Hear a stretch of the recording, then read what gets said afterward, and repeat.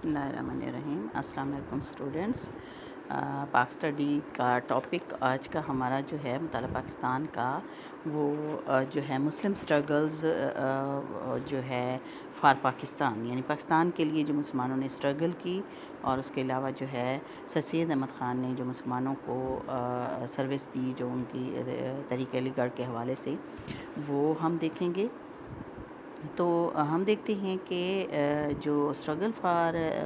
पाकिस्तान जो है मुस्लिम्स जो है वो बहुत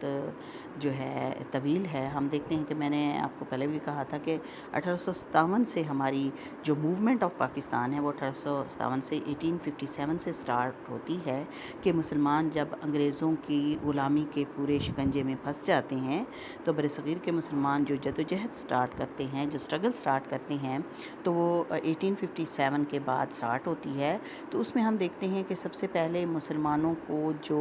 गाइड करने वाले थे वो सर सैयद अहमद ख़ान की शख्सियत थी। उन्होंने तहरीक अलीगढ़ से मुसलमानों को एक नए सिरे से बेदार किया। उसके बाद हम देखते हैं कि बहुत से दीगर शोबों में उन्होंने मजहबी, मुआशी, माशरती, सियासी मैदान में, तालीमी मैदान में मुसलमानों की मदद की। फिर हम देखते हैं कि अल्लामा इक़बाल ने मुसलमानों को तसव्वुर पाकिस्तान दिया, और कायद-ए-आज़म की कोशिशों से बहुत से और हमारे रहनुमाओं ने इसमें हिस्सा लिया, और कायद-ए-आज़म की क़यादत में हम पाकिस्तान के हसूल की तरफ आए। तो पाकिस्तान की जदोजहद में मुसलमानों ने बहुत सी कुर्बानियाँ दी, उनकी बहुत सी स्ट्रगल है, उन्होंने बहुत कुर्बानियाँ दी, और बहुत सी शख्सियात ने बहुत सी खिदमात सर अंजाम दी। उनमें हम देखते हैं कि कायद-ए-आज़म का साथ देने में ख़वातीन, और फिर हम देखते हैं कि तुलबा और तालबात ने भी भरपूर हिस्सा लिया मुख्तलिफ़ सूबों से। जैसे हम देखें हमारे प्रोविंसेस पंजाब, सिंध, सरहद, बलूचिस्तान, वहाँ से भी बहुत सी शख्सियात ने कायद-ए-आज़म का साथ दिया। सरहद से हम देखते हैं कि सरदार औरंगज़ेब, पीर मानकी शरीफ, साहबज़ादा अब्दुल क़य्यूम, बलूचिस्तान से काजी मोहम्मद ईसा, नवाब मोहम्मद ख़ान जोगज़ई और मीर सोराब ख़ान वग़ैरह, उन्होंने खिदमत की। और इसी तरह हम सिंध से देखते हैं पीर सिबगतुल्लाह ने हुर्रों की क़यादत के साथ जो है अंग्रेज़ों के ख़िलाफ़ तहरीक चलाई, और सर अब्दुल्ला हारून, आगा हसन आफंदी, इन्होंने सिंध से मुसलमानों का साथ दिया। पंजाब और बंगाल से भी बहुत से मुसलमानों ने खिदमत अंजाम दी, और पंजाब और बंगाल से भी उन्होंने मुसलमानों ने कायद-ए-आज़म का साथ दिया। इस तरह हम पाकिस्तान के हसूल की तरफ आए। तो जो जदोजहद है मुसलमानों की वो 1857 से स्टार्ट होती है, जब अंग्रेज़ पूरे बरसग़ीर पर छा जाते हैं। तो ये जदोजहद स्टार्ट होती है 1857 से, और 1947 में हम आके जो है पाकिस्तान का हसूल करते हैं। यानी 90 ईयर्स जो है वो मुसलमानों की स्ट्रगल स्टार्ट होती है, और उसमें सबसे पहला कदम, जो सबसे पहली जो मदद होती है वो सर सैयद अहमद ख़ान की तहरीक अलीगढ़ से स्टार्ट होती है। तो हम देखते हैं कि सर सैयद अहमद ख़ान ने किस तरह तहरीक अलीगढ़ से, अब तहरीक अलीगढ़ के नाम से ज़ाहिर है कि अलीगढ़ की तहरीक जो है वो मुसलमानों के लिए जो है वो एक जो है तालीमी मैदान में उनकी मदद करती है। लेकिन हम देखते हैं कि सर सैयद अहमद ख़ान ने बहुत से दूसरे शोबों में भी मुसलमानों की मदद की। तो हम इस अलीगढ़ की तहरीक को कसीरुल मकासिद तहरीक कहते हैं। तो 1857 की जब जंग का अख्ताम होता है, तो जो वार ऑफ इंडिपेंडेंट है या फ्रीडम वार है, उसमें मुसलमानों को नाकामी होती है। हम देखते हैं कि आखिरी कोशिश मुसलमान करते हैं, जबकि जो मुसलमानों के हुक्मरान थे, आखिरी बादशाह बहादुर शाह ज़फ़र, वो ऐशो इशरत में पड़े हुए थे, और दिल्ली में जब अंग्रेज़ों के साथ मुकाबला होता है तो ये मुसलमानों की कोई मुनज़्ज़म जंग नहीं होती। मुसलमान अपनी तरफ से इसमें हिस्सा लेते हैं, और जब इसका अख्ताम होता है तो मुसलमान कौम को अंग्रेज़ जब छा जाते हैं तो मुसलमान कौम को तबाह करने की कोशिश करते हैं। अगरचे इसमें हिंदू भी साथ शामिल थे मुसलमानों के साथ, लेकिन अंग्रेज़ क्योंकि देख रहे थे कि ये जो हमने इक़्तिदार हासिल किया है या इक़्तिदार छीना है वो मुसलमानों से छीना है, लिहाजा उन्होंने इस पे मुसलमानों को ज़्यादा इल्ज़ाम देना शुरू किया, और मुसलमान हुकूमत के या अंग्रेज़ों के ज़ेर अताब ज़्यादा आए। तो इसमें हम देखते हैं कि मुसलमानों को किस तरह जो है वो ख़ात्मा किया गया, मुसलमानों को बेदरे कत्ल किया गया, उनकी जायदादें ज़ब्त कर ली गई, उनसे जायदादें छीन कर, जागीरें छीन कर गैर मुस्लिमों के हवाले की गई, उनको नौकरियों से बेदखल किया, और ख़ास तौर पर जो वो फ़ौज में जॉब्स करते थे उनको उन जॉब से हटाया गया। پھر تعلیم کے دروازے بھی مسلمانوں پر بند کیے گئے. مسلمان جو جب برصغیر کے اندر مسلمانوں کی حکومت تھی تو عربی اور فارسی کی تعلیم اور مسلمان تعلیمی میدان میں آگے تھے، لیکن اب انہوں نے اپنے انگلش میڈیم اسکول اور جو ہے مغربی تعلیم دینا شروع کی، تو مسلمانوں کے لیے تعلیم کے دروازے بھی بند کیے. معاشی اور معاشرتی میدان میں بھی انہیں پیچھے چھوڑا. مسلمانوں کے مساجد اور مدرسوں کو بند کر دیا گیا، یہاں تک کہ مسلمانوں کی جو مساجد تھیں، مدرسے تھے، انہیں استبل بنا دیا گیا اور مسلمانوں کو بالکل تباہ حال قوم بنا دیا گیا. تو اس میں مختلف انگریزوں نے بھی اس وقت کا جو نقشہ کھینچا ہے، اور خود سر سید احمد خان بھی اس وقت مسلمانوں کی جو حالت ہوئی، اس میں ولیم ہنٹر لکھتا ہے مسلمان ہونا جرم قرار پایا. اس دور میں مسلمانوں کی جائیدادیں جگیریں ہندوؤں اور سکھوں میں تقسیم کی گئی. لارڈ رابرٹ لکھتا ہے میرا گزر دہلی کے چاندنی چوک سے ہوا تو ہر جانب لاشوں کے انبار تھے.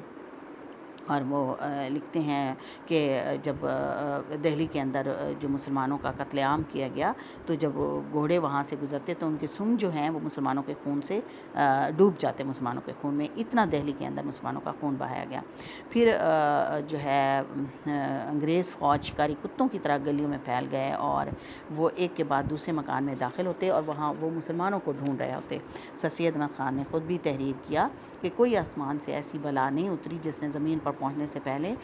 کسی مسلمان کا گھر نہ ڈھونڈا ہو. تو اس صورتحال میں مسلمانوں کی جب یہ صورتحال ہوئی تو سر سید احمد خان نے مسلمانوں کو جو جگانے کے لیے، ان کو دوبارہ اپنے پاؤں پہ کھڑا کرنے کے لیے ایک تحریک شروع کی جسے تحریک علی گڑھ کا نام دیا جاتا ہے. انہوں نے اپنا مرکز علی گڑھ بنایا، لیکن یہ تحریک جو ہے وہ صرف تعلیمی نہیں تھی. انہوں نے تعلیم کے میدان میں، ادب کے میدان میں، سیاست کے میدان میں، معاشی و معاشرتی میدان میں، مذہبی میدان میں مسلمانوں کی مدد کی.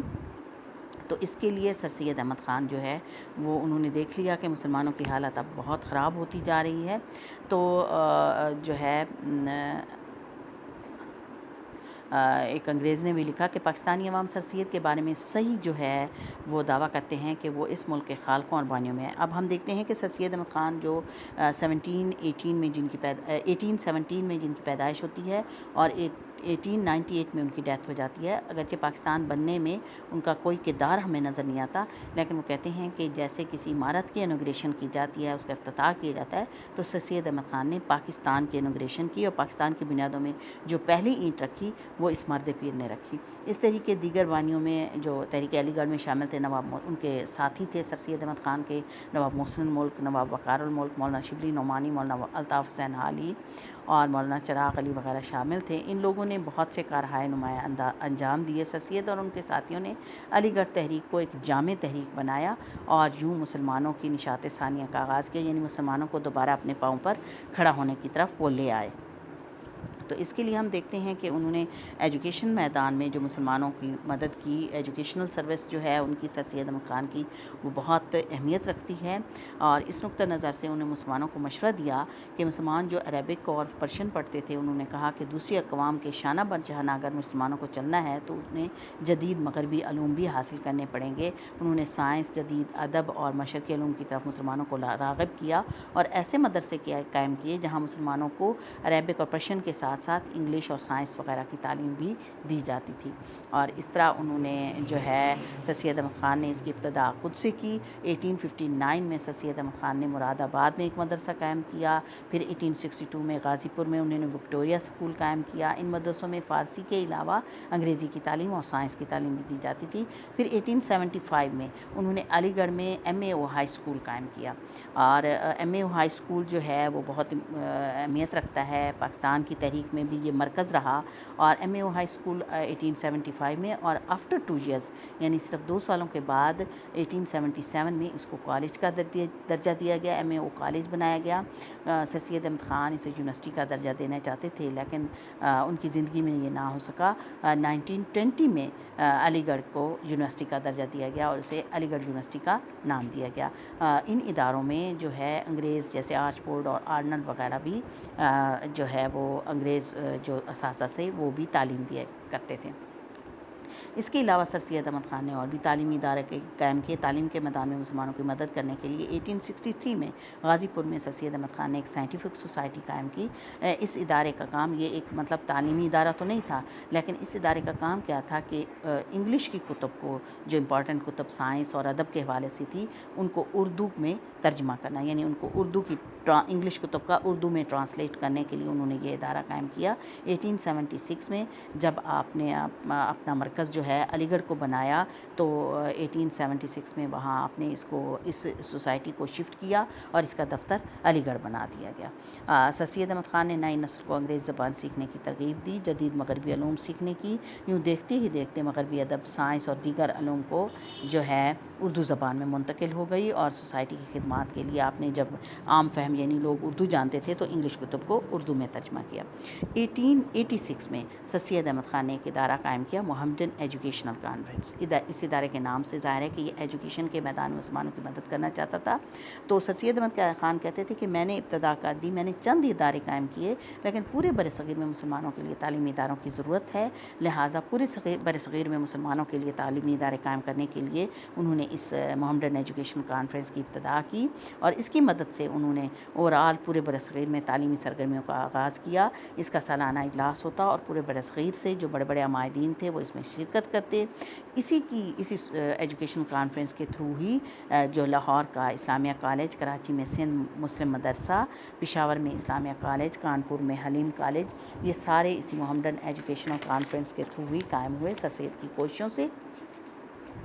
اور اس کے علاوہ سر سید احمد خان نے ایجوکیشن کانفرنس، جو محمدن ایجوکیشن کانفرنس تھی، اگرچہ وہ ایجوکیشن لیول کے لیے ہوتی تھی، لیکن اس میں جب بڑے بڑے عمائدین شرکت کرتے تو وہ مسلمانوں کے اور مسائل بھی ڈسکس کرتے، جیسا کہ ثقافتی، معاشی، معاشرتی، مذہبی، سیاسی میدان میں بھی وہ اسے ڈسکس کرتے. ہم آگے دیکھیں گے کہ اسی محمدن ایجوکیشن کانفرنس کے سالانہ اجلاس میں ہی 1906 میں مسلم لیگ کا قیام ہوا. مسلمانوں کی سیاسی پارٹی یہیں سے ہی اس کی ابتدا ہوتی ہے.